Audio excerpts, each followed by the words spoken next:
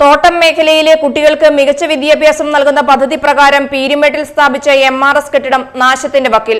2001 പീരുമേട്ടിലെ sub treasury ക്വാർട്ടേഴ്സിന് സമീപമായി കെട്ടിട സമുച്ചയം പണിതത്. അന്ന് 120 കുട്ടികളുമായി ഹൈസ്കൂൾ മാത്രമാണ് ഉണ്ടായിരുന്നത്. ആൺകുട്ടികൾക്കും പെൺകുട്ടികൾക്കും പ്രത്യേക ഹോസ്റ്റലുകളുമാണ് ഉണ്ടായിരുന്നത്.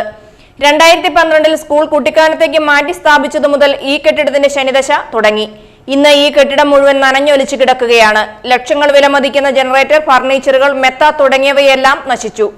ബലക്ഷയം മൂലം ഈ കെട്ടിടം ഇടിച്ചു കളയാനാണ് പദ്ധതിയെന്ന് അധികൃതർ പറയുന്നു. ഈ കെട്ടിടം നിലനിർത്തി വർക്കിംഗ് വിമൻസ് ഹോസ്റ്റൽ ആക്കിയാൽ അന്യ ജില്ലകളിൽ നിന്ന് പീരുമേട്ടിലെത്തുന്ന ജോലിക്കാർക്ക് വലിയ ആശ്വാസമാകും.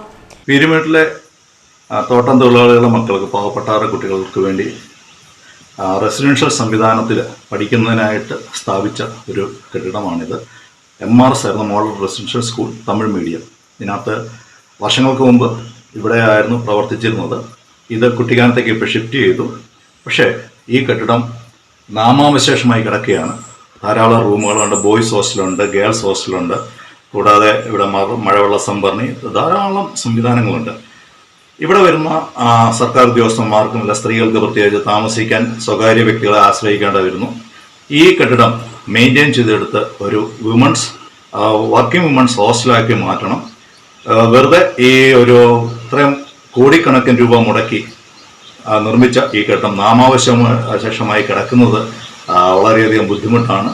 ഇവിടെ ലക്ഷങ്ങൾ മുടക്കി മേടിച്ച ഒരു ജനറേറ്റർ ഇവിടെ ഇരിക്കുന്നു. ടൈല് പാകിയ നല്ല റൂമുകൾ, എല്ലാം സംവിധാനമുണ്ട്. ഇതിപ്പം പൊളിച്ചു കളയുമെന്നാണ് ഇപ്പോൾ നമുക്ക് മനസ്സിലാക്കാൻ സാധിച്ചത്. ഇത് എന്ത് സാധനം പൊളിച്ചു കളയുന്നതിന് മുമ്പായിട്ട് അത് എങ്ങനെ പുനരുപയോഗം ചെയ്യാം എന്നുള്ളതിനെക്കുറിച്ച് ചിന്തിക്കണം എന്നാണ് നാട്ടുകാരനെന്നുള്ള രീതിയിൽ എനിക്ക്. News bureau, Peermade.